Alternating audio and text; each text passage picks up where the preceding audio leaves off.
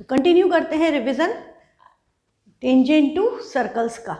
हमने कल question number 21 तक किया था, आज है क्वेश्चन नंबर 22।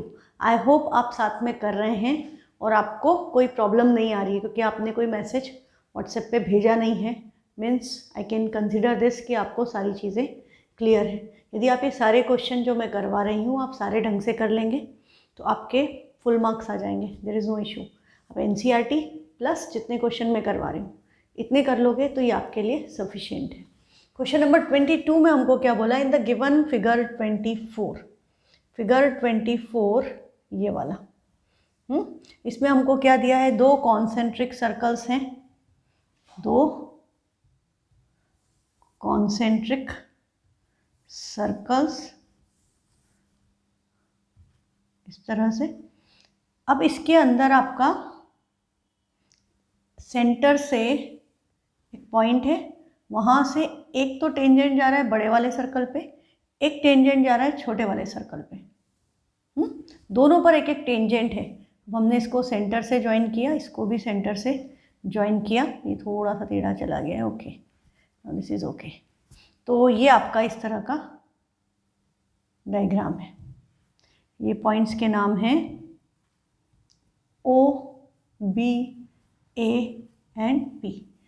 PB की वैल्यू गिवन है 10√2 और हमको कैलकुलेट क्या करना है। क्वेश्चन नंबर 22 में बोला, in the given figure there are two concentric circles of radius 5 and 9। दो कॉन्सेंट्रिक सर्कल्स है जिनकी रेडियस 5 और 9 सेंटीमीटर है। If length of tangent PB is 10√2 centimetre, find the length of the tangent PA। हमको इसकी length निकालनी है, PB की लेंथ गिवन है। तो पहली बात तो आपको क्या समझनी है कि एक ही पॉइंट से दोनों सर्कल्स पर हमने टेंजेंट बनाए हैं। सर्कल के बाहर एक पॉइंट है जिससे दो कॉन्सेंट्रिक सर्कल पे सेम पॉइंट से हमने दो टेंजेंट बनाए, तो उनकी लेंथ आपस में इक्वल नहीं होगी, क्योंकि ये अंदर वाले सर्कल पे टेंजेंट है, बाहर वाले सर्कल पे टेंजेंट है, ठीक है। पर हमको पता है रेडियस, तो जो छोटी वाली रेडियस है 5 वो ऑब्वियसली OB होगी और 9 जो है वह OA की वैल्यू 9 होगी। इतना clear. Radius point of contact पे एंगल 90 डिग्री बनाती है, तो ये वाला एंगल भी 90 है और इधर ये एंगल भी 90 है। तो आप ये सब ढंग से प्रॉपर लिखेंगे कि angle OBP equal to 90 and angle OAP equal to 90। Reason क्या हो गया, radius at point of contact. अब हमारे पास इस ट्राइंगल में, इस राइट ट्राइंगल में हमारे पास परपेंडिकुलर है, बेस है, हमें हाइपोटेनियस निकालना है OP। तो पाइथागोरस थ्योरम लगा दें। तो in triangle by Pythagoras theorem, in triangle OBP, तो OB square plus PB square equal to OP square, ये कंडीशन आएगी। OB की वैल्यू क्या है, OB इज 5, तो 5 स्क्वायर प्लस PB 10√2, 10√2 का स्क्वायर, 10 का स्क्वायर क्या होगा 100 और √2 का स्क्वायर क्या होगा 2, तो 100 और 2 का प्रोडक्ट होगा, they will be in multiplication. 10 का स्क्वायर 100, √2 का स्क्वायर 2, 100 2 ज़ा 200, तो इसकी वैल्यू आई 200, ये आया 220, ये आया 25, दोनों ऐड होकर के क्या हो जाएगा 225। दिस इज 25 प्लस 200 ऐड होके हो गया 225। किसका स्क्वायर है 15 का, तो आपकी OP स्क्वायर 15 है, तो OP की वैल्यू क्या आ गई 15 सेंटीमीटर। तो पहले हमने इस ट्राइंगल में पाइथागोरस थ्योरम लगाया और इस साइड की वैल्यू हमारी आ गई 15 सेंटीमीटर। अब हम क्या करेंगे, अब हम पाइथागोरस थ्योरम इस ट्राइंगल में लगा दें। तो इस एंगल के लिए again OP that is 15 centimetre is hypotenuse. तो अब हम लिखेंगे बाय पाइथागोरस थ्योरम, प्रॉपर पूरा लिखना, by Pythagoras theorem in triangle OAP, OA square plus AP square equal to OP square. हमें AP की वैल्यू निकालनी है, बाकी वैल्यू सब्सटीट्यूट करें। OA रेडियस है that is 9 plus AP square हमें पता नहीं, OP हमारा आया है 15 स्क्वायर। अब आप इसको सॉल्व कई तरह से कर सकते हो। AP स्क्वायर क्या हो जाएगा 15 स्क्वायर माइनस 9 स्क्वायर। आप इसमें A square minus B square की आइडेंटिटी लगा सकते हो या दोनों को डायरेक्टली सब्ट्रैक्ट भी कर सकते हो। यदि हम आइडेंटिटी लगाएंगे तो this is 15 minus 9 multiplied by 15 plus 9। 15 minus 9 is 6 and 15 plus 9 is 24। तो ये क्या हो गया, दिस इज 6 4 ज़ा 24, 2 6 है तो 6 आएगा और 2 आएगा, तो आंसर क्या आ जाएगा, स्क्वायर रूट लेने पर आपका AP की वैल्यू आएगी 6 2 ज़ा 12, तो वैल्यू आ जाएगी 12 सेंटीमीटर। एक तरीका ये है। दूसरा तरीका क्या होता कि आप यहाँ पर 15 का स्क्वायर मतलब 225, 9 का स्क्वायर मतलब 81 और दोनों को सब्ट्रैक्ट कर देते, तो वैल्यू आती है आपकी 144। 144 किसका स्क्वायर है, 12 का। आंसर सेम ही आता, मेथड चेंज करने से आंसर चेंज नहीं होता, ये आप अच्छे से जानते हैं। तो हमारा आंसर आ गया इसका 12 सेंटीमीटर। तो ये टेंजेंट 10√2 सेंटीमीटर का था, इसकी लेंथ क्या आ गई 12 सेंटीमीटर और distance from the centre of the point is 15 centimetre. तो ये हो गया क्वेश्चन। नेक्स्ट क्वेश्चन है 23, the radii of two concentric circles are 13 and 8 centimetre. AB is a diameter of the bigger circle, BD is tangent to the smaller circle। Figure 16 ये वाला diagram है। Again आपके पास दो कॉन्सेंट्रिक सर्कल्स हैं,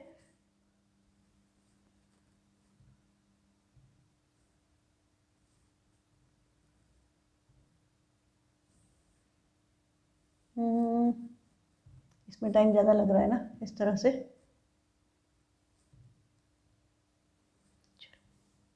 ये दो concentric circles हैं और अब आपका क्या हो रहा है कि अब आपने जो लाइन है AB डायमीटर है, this is A, this is B, ये कॉर्ड हो गई, बाहर वाले सर्कल के लिए कॉर्ड है, अंदर वाले सर्कल के लिए क्या हो गई टेंजेंट, क्योंकि A की पॉइंट पर टच कर रही है, पॉइंट ऑफ कांटेक्ट D, इसका सेंटर O, A और E को ज्वाइन कर दिया हमने और AD को भी ज्वाइन कर दिया है डॉटेड लाइन से, AD को भी ज्वाइन किया हुआ है इन्होंने और OD को भी ज्वाइन किया हुआ है।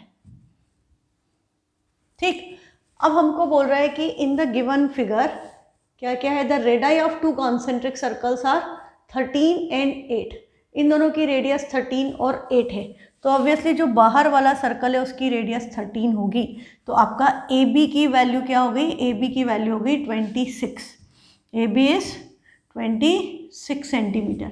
और हम OA OB देखेंगे तो OA OB will be 13 centimetre and छोटे सर्कल की रेडियस 8 है, तो OD आपका छोटे सर्कल की रेडियस है, तो OD की वैल्यू हमें क्या गिवन है 8 centimetre. AB is diameter of the bigger circle, BD is a tangent to the smaller circle touching it at D and intersecting the larger circle at E. On producing, find the length of AE and AD। हमको जो calculate करना है वो एक तो AE है और दूसरा जो हमें कैलकुलेट करना है वो हमारा AD है। हमको ये दो साइड्स की वैल्यू कैलकुलेट करनी है कि AE और AD की वैल्यू निकालो। तो अब हम देखें इस ट्राइंगल में ये वाला जो ट्राइंगल है, हम BD की वैल्यू कैलकुलेट कर सकते हैं हम यहाँ पर, तो हम हमारी ये वैल्यू 13 है, ये वैल्यू 13 है और ये radius at point of contact क्या बनाती है 90 डिग्री, तो OD is perpendicular on BE। Reason क्या हो गया, radius at point of contact, वो एंगल 90 क्यों हुआ ये आपको हर बार लिखना पड़ेगा। अभी तो हम लगातार एक ही चैप्टर के क्वेश्चन कर रहे हैं, पर एग्जाम में तो एक दो क्वेश्चन ही आएंगे, तो आपको हर एक में प्रॉपर सारे statement given to prove everything should be perfect because this is geometry. हाँ, ज्योमेट्री में आपके पास सिर्फ सर्कल्स ही है, ट्राइंगल्स पिछले सेशन में आ चुका है और अब ज्योमेट्री में आपके पास सर्कल्स हैं, तो सर्कल्स में आपको सारे स्टेटमेंट्स प्रॉपर लिखने पड़ेंगे टू गेट फुल मार्क्स। तो OD परपेंडिकुलर है BE पे, मतलब ये एंगल क्या हो गया 90, तो हम इस ट्राइंगल में पाइथागोरस थ्योरम लगा दें, किसमें, bye Pythagoras theorem in triangle ODB। तो 90 ये है तो हाइपोटेनियस OB है, तो OB square equal to OD square plus BD square हुआ। OB की वैल्यू क्या होगी, OB हमारा होगा 13, तो 13 स्क्वायर इक्वल टू OD हमें पता है रेडियस है that is 8 square plus BD square, ये उधर जाकर माइनस होगा और यहाँ पर हमें आइडेंटिटी लगा के फ़ायदा नहीं होगा क्योंकि 169 माइनस 64 इज़ 105, परफेक्ट स्क्वायर नहीं है, तो 13 square minus 8 square is BD square, square करोगे 169 माइनस 64 वैल्यू आ गई 105, दिस इज़ BD स्क्वायर, तो BD की वैल्यू क्या हो जाएगी √105 सेंटीमीटर। वैल्यू फ्रैक्शन रूट में आएगी, इरेशनल नंबर आएगा, नो इश्यूज, BD आ गया √105 सेंटीमीटर, तो this is √105 and this is also √105।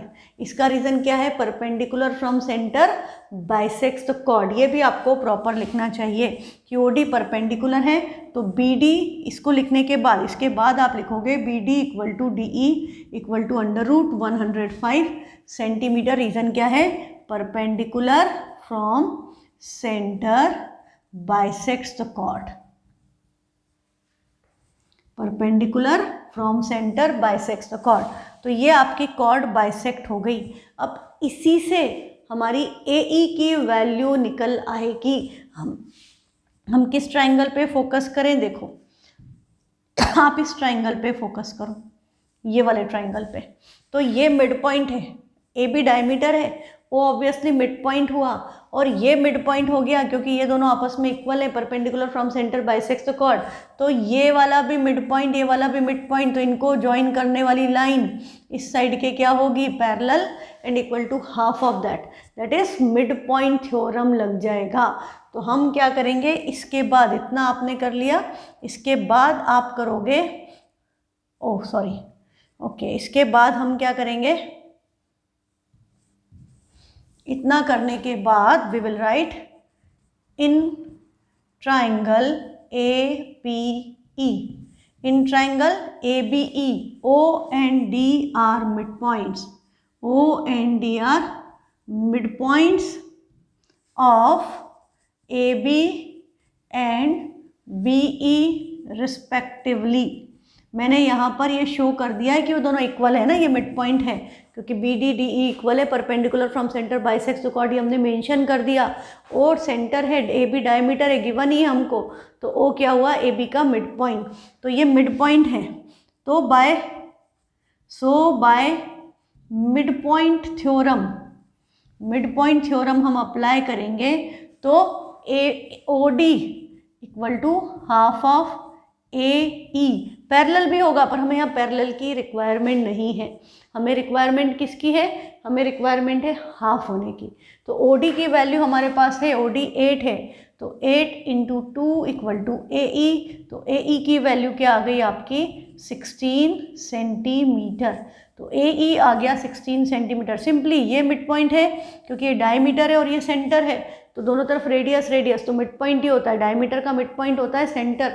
और ये लाइन में ये बाहर वाले सर्कल के लिए कॉर्ड है और ये टेंजेंट है, तो इसलिए रेडियस पॉइंट ऑफ कांटेक्ट पे 90 बनाती है, but perpendicular from centre bisects the cord.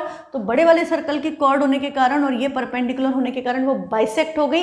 इसका मतलब DBE का मिड पॉइंट है, BD और DE आपस में इक्वल है, ये इसका मिड पॉइंट, ये इसका मिड पॉइंट, तो इनको ज्वाइन करने वाली लाइन इस लाइन के हाफ के इक्वल होगी। तो ये 8 है, तो ये क्या हो गई? 16। तो आपका एक पार्ट खत्म हो गया कि AE की वैल्यू 16 आ गई, और ये वाली लाइन इसके पैरेलल भी होगी। हाँ, ये लाइन इसके पैरेलल भी होगी, तो ये एंगल 90 है, तो ये एंगल 90 हम ऐसे भी लिख सकते हैं। अदरवाइज हम इस एंगल को 90 लिखने के लिए डायरेक्ट ये भी कर सकते थे कि एंगल इन सेमी सर्कल, ये डायमीटर है, तो angle in semicircle is right angle. Choice आपकी, आप दोनों में से कुछ भी लेकर के basically you need to take this angle is 90 degree. यदि आप यहाँ पर पैरेलल भी लिख देते हो तो भी चलेगा कि OD equal to half of AE and OD is parallel to AE। OD parallel to AE आपने किया तो आप यहाँ पर कर सकते हो कि this implies angle E equal to angle D equal to 90। Reason क्या हो गया? कॉरस्पॉन्डिंग एंगल, लाइंस पैरेलल हो गई तो कॉरस्पॉन्डिंग एंगल्स इक्वल होते हैं, तो कॉरस्पॉन्डिंग एंगल्स के कारण वो एंगल 90 डिग्री आ गया। अब ये एंगल 90 डिग्री आ गया, तो अब हम क्या करें? अब हम इस वाले ट्राइंगल में पाइथागोरस थ्योरम लगा दें। ये साइड हमें पता है 16, ये हमें पता है √105, हमें AD कैलकुलेट करनी है। तो again we are going to apply Pythagoras theorem. तो हम फिर लिखेंगे by Pythagoras theorem, by Pythagoras theorem in triangle ADE या AED। जैसे पता है राइट ट्राइंगल जब भी आप लिखते हो तो यू शुड ट्राई कि जो 90 डिग्री वाला एंगल है वो सेंटर में लिखो। जिस पॉइंट पे 90 डिग्री है, जिस वर्टेक्स पे, that should be written in the centre, तो अच्छा लगता है। तो इन ट्राइंगल AED या डी ई ए, हाँ क्या हो जाएगा, ए डी हाइपोटेनियस है तो A D square equal to A E square plus D E square, ये आएगा। हमें ए डी की वैल्यू निकालना है, ए ई हमारा 16 है और ये वैल्यू है √105, इसका भी स्क्वायर प्लस उसका भी स्क्वायर, तो ये वैल्यू क्या आ जाएगी, 16 का स्क्वायर इज 256, 105 का रूट हट जाएगा 105, ऐड किया 361, किसका स्क्वायर है 19 का, तो दिस इज इक्वल टू, इसका रूट लोगे तो ए डी की वैल्यू क्या आ गई 19 सेंटीमीटर। तो आपसे दो चीज़ें पूछी थी, दोनों हमारी कैलकुलेट हो गई, ए ई हमारा आया 16, ए डी आपका आ गया 19 सेंटीमीटर। ठीक है, तो यही करना था इस क्वेश्चन में, ये क्वेश्चन इंपॉर्टेंट है, इसको याद रखो। Question number 24, in the given figure 17 P T tangent है, पी ए बी सीकेंट है, और आपको बोला है ये डायग्राम देखो, वो डायग्राम थोड़ा सा अच्छा नहीं बना है, दिस इज बेटर।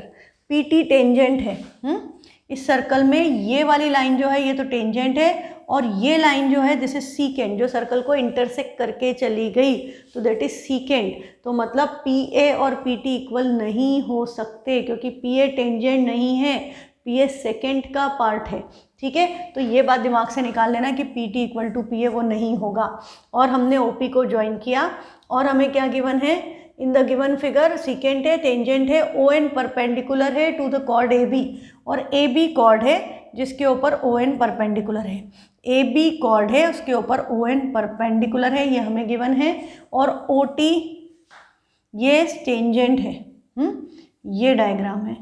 तो ये B है, this is A, this is O, this is T, this is N and this is P, PAB and PT। अब हमको प्रूफ क्या करना है, हमको यहाँ पर तीन चीज़ें प्रूफ करनी है। पहला है PA into PB equal to PN square minus AN square, दूसरा है PN square minus AN square equal to OP square minus OT square, और तीसरा है PA into PB equal to PT square. आपको ये तीन चीज़ें प्रूफ करनी है। ठीक, तो हम क्या करें, थोड़ा सा वीडियो पॉज करके डायग्राम को फोकस करो, और यदि आपने पहले देख ली है वर्कशीट और ट्राई किया है तो आप अभी डायरेक्टली कंटिन्यू कर लो। आपको सबसे पहला क्या नज़र आ रहा है यहाँ पर, P A into P B. तो गिवन में हम लिखेंगे P T is tangent, P A B secant, O N O M O N है, O N is perpendicular on A B, ये गिवन हो गया। टू प्रूफ में ये सब चीज़ें आ गई। अब आप सिंपली देखो कि यहाँ पर पी ए को हम क्या लिख सकते हैं और पी बी को क्या लिख सकते हैं, हाँ, और पी एन ए एन आपको दिख रहा है, दिस इज पी ए, ये पी ए है। हम इसको ऐसा लिख सकते हैं कि पी एन में से ए एन को माइनस कर दें तो भी हमें पी ए मिल जाएगा, P N minus A N. हाँ, ये वाली साइड में से यदि हम इतना पोर्शन हटा दें तो ये पी ए बचेगा, तो हम पी ए को क्या लिखेंगे, P N minus A N. अभी थोड़ा थोड़ा समझ में आया। तो पी बी को क्या लिख सकते हैं, पी बी को देखें तो पी बी तो ये पूरी की पूरी साइड है, तो हम इसको P N plus B N लिख दें तो भी कोई प्रॉब्लम नहीं। तो हमने पी बी को लिख दिया P N plus B N, right. पर हमको इनका प्रोडक्ट चाहिए, और हम इनका प्रोडक्ट करें तो आइडेंटिटी लग जाती है ए minus B A plus B. यदि बी एन की जगह ए एन होता तो इज देयर एनी वे कि आप ए एन को बी एन के इक्वल कर लो, सोचो। आपको क्या गिवन था, ओ एन परपेंडिकुलर है, और हमें क्या पता है, perpendicular from centre bisects the chord, तो O N is perpendicular on A B, this implies B N और ए एन आपस में इक्वल होंगे, रीजन होगा perpendicular from centre bisects the chord. Centre से जो परपेंडिकुलर है वो कॉर्ड को बाइसेक्ट करता है, तो ए एन और बी एन आपस में इक्वल है। तो अब हम यहाँ पर बी एन की जगह क्या लिख सकते हैं, ए एन, यहाँ से, क्योंकि बी एन और ए एन इक्वल है, तो this implies P B equal to क्या हो गया, P N plus A N, B N की जगह पर ए एन आ गया, तो P B P N plus A N है और P A P N minus A N है। तो अब हम यदि P A into P B की वैल्यू निकालें, मतलब इन दोनों का प्रोडक्ट, तो इक्वल टू में क्या आएगा, P N minus A N multiplied by P N plus A N, ये हो जाएगा। और इसमें हमारी a minus B A plus B की आइडेंटिटी अप्लाई हो जाएगी, तो this will be A square मतलब P N square, B square मतलब ए एन स्क्वायर, तो this will be P N square minus A N square. ये आपका first part of the question prove हो गया कि P A into P B equal to P N square minus A N square. ठीक है, अब second part पे हम आए, तो सेकेंड पार्ट में हमें प्रूव करना है P N square minus A N square equal to O P square minus O T square. अभी हमको फिर से ये P N square minus A N square ही लेकर के चलना है और हमको इसकी value O P square minus O T square के इक्वल लानी है। तो अब हम क्या करें इसमें, अब हम इसमें पाइथागोरस थ्योरम लगा दें। कौन से वाले ट्राइंगल में लगा दें, तो देखो हमको क्या चाहिए, पी एन स्क्वायर चाहिए। तो पी एन स्क्वायर वाला ट्राइंगल कौन सा है, पी एन, ये पी एन है और ये एंगल 90 है, तो this is a right triangle. Triangle O P N में पाइथागोरस थ्योरम लगाई जा सकती है, कोई प्रॉब्लम नहीं है। तो by Pythagoras theorem in triangle O N P, तो क्या आएगा, O N square plus P N square equal to O P square, O P square equal to O N square plus P N square, ये आया। हाँ, तो इससे P N square की value क्या हो गई, P N square equal to हो जाएगा ओ पी स्क्वायर, ये उधर चला जाएगा, तो this implies P N square की वैल्यू हो गई O P square minus O N square. O P square minus O N square हो गई, पर हमको क्या लाना है, P N square minus A N square equal to O P square minus O T square. अब हम देखें कि हमको यहाँ P N square minus A N square चाहिए, तो हम इसमें इधर माइनस कर दें, तो P N square minus A N square equal to क्या हो गया, O P square minus O N square, तो पी एन स्क्वायर है, उसके आगे आपका ए एन स्क्वायर हमने एज इट इज़ लिख दिया। अब हम देखें O N A N, this is O N, this is A N, तो हम इस ट्राइंगल पर फोकस कर दें, ये वाले ट्राइंगल पर। इस ट्राइंगल में हम इस ट्राइंगल में भी यदि पाइथागोरस थ्योरम लगाते, ट्राइंगल ओ एन ए में, तो O N square plus A N square की वैल्यू ओ ए स्क्वायर के इक्वल है, O N square plus A N square O A square के इक्वल है, और ओ ए क्या है, ओ ए तो रेडियस है, तो ओ ए और ओ टी दोनों ही रेडियस है, तो ओ ए ओ टी के इक्वल है। तो हम ओ N square plus A N square को क्या लिख सकते हैं, ओ टी स्क्वायर, क्योंकि वो ओ ए स्क्वायर के इक्वल है, पर ओ ए तो ओ टी के इक्वल है क्योंकि दोनों रेडियस है, तो हम इसकी जगह पर ओ टी स्क्वायर लिख सकते हैं। ठीक है, तो अब आपने ये रिजल्ट यहाँ पर इन दोनों में माइनस साइन कॉमन ले लेते, तो लेफ्ट हैंड साइड तो यही चल रहा है, ये O P square as it is, minus sign common लिया तो ये बन गया O N square plus A N square, पर O N square plus A N square किसके इक्वल था, ओ ए के, और ओ ए खुद इक्वल था ओ टी के रेडियस के कारण, तो हमने इसकी जगह पर क्या लिख दिया, ओ टी। तो ये आंसर आ गया O P square minus O T square. तो हमको यही प्रूव करना था सेकेंड पार्ट में, P N square minus A N square equal to O P square minus O T square. तो इधर आपका ये है P N square minus A N square equal to O P square minus A T square. This proves your part 2, second part prove हो गया। अब third part में हमको लाना है P A into P B equal to P T square. P A into P B इसके equal था, ये इसके इक्वल है, और अब इसकी वैल्यू पी टी स्क्वायर के इक्वल लानी है, मतलब इनमें से किसी को भी मैं पी टी स्क्वायर प्रूव कर दूं तो काम हो जाएगा, है ना। इनमें से किसी भी पार्ट को यदि हम पी टी स्क्वायर के इक्वल प्रूव कर दें तो काम हो जाएगा। तो अब हम देखें कि O P square minus O T square is actually, इस ट्राइंगल में पाइथागोरस थ्योरम लगा दें, तो इस ट्राइंगल में पाइथागोरस थ्योरम हम लगाएंगे तो क्या आएगा, ये 90 डिग्री है, radius at point of contact P T tangent था, रेडियस पॉइंट ऑफ कॉन्टेक्ट पे 90 डिग्री होगा, तो ओ पी स्क्वायर की वैल्यू क्या हो गई, P T square plus O T square, ये होगा। और हमारे पास वहाँ पर क्या है, O P square P T square plus O P square, oh sorry मैंने क्या लिखा, O P square equal to P T square plus O T square.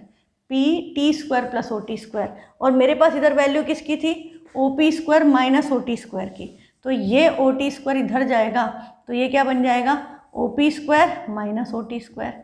तो ये वाला इधर ट्रांसपोज हुआ तो O P square minus O T square की वैल्यू क्या हो गई, पी टी स्क्वायर।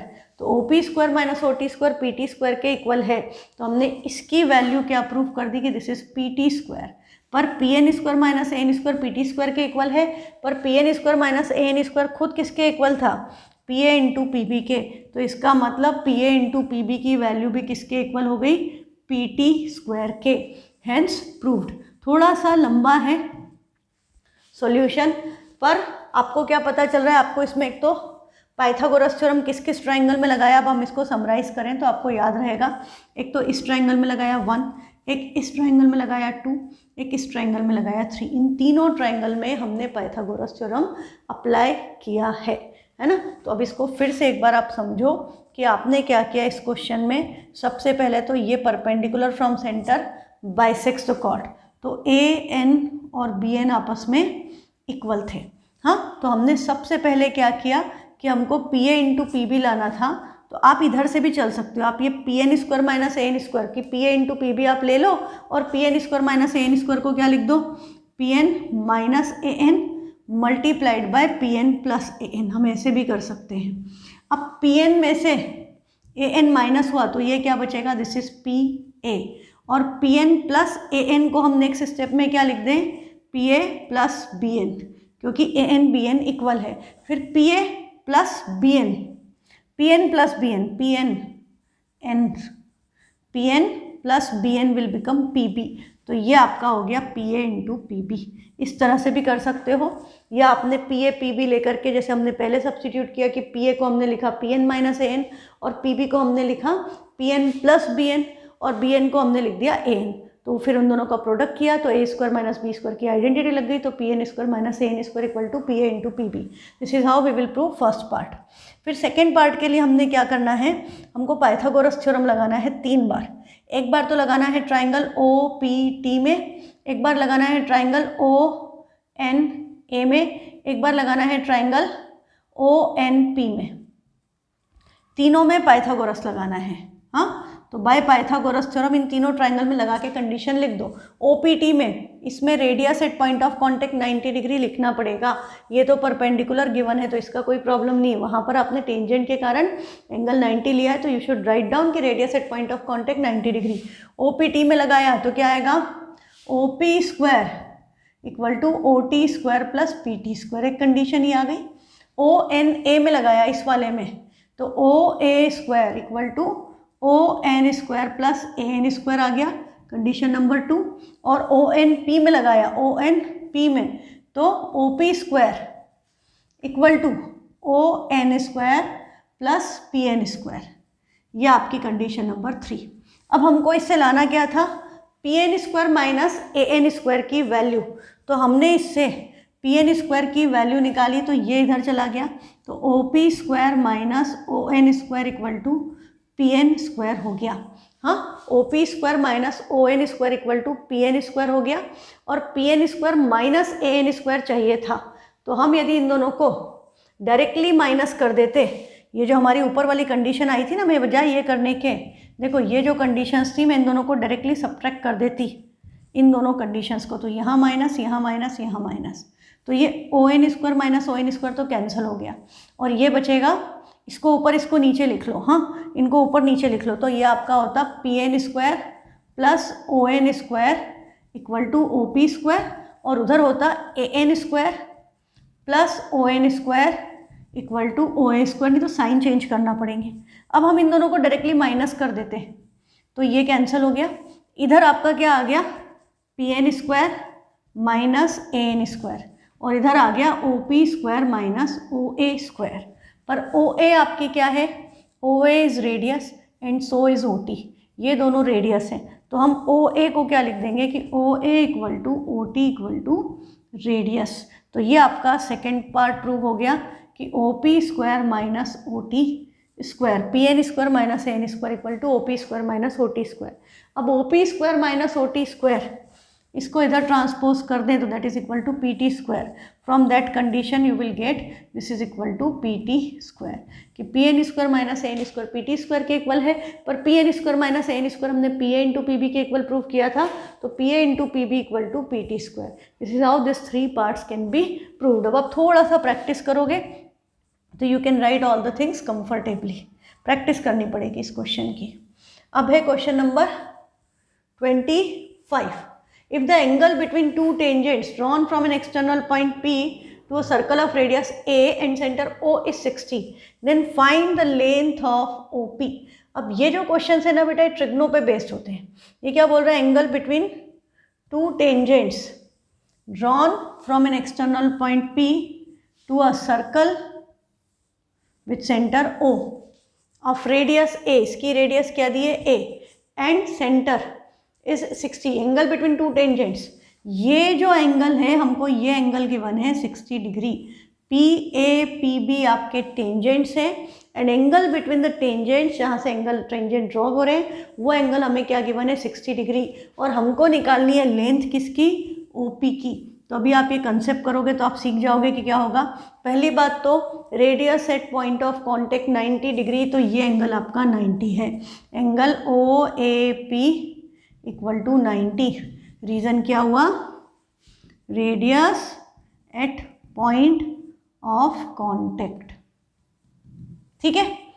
अब हम देखें इस ट्रायंगल में ये जो लाइन है ये एंगल 60 डिग्री है, और लाइन जो है सेंटर्स को ज्वाइन करने वाली वो आपको क्या पता है, दैट इज एंगल बाइसेक्टर, क्योंकि ये ट्रायंगल्स कॉन्ग्रुएंट होते हैं.